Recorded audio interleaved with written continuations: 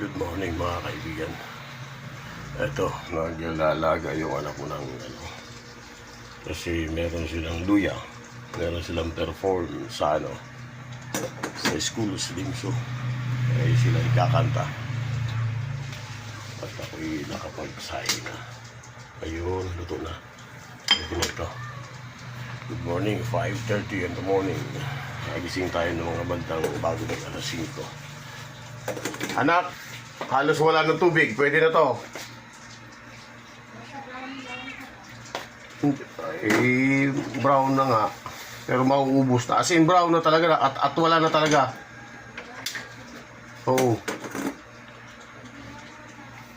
Oh, halos wala na. Ganyan na lang, oh. Oo. Ayun.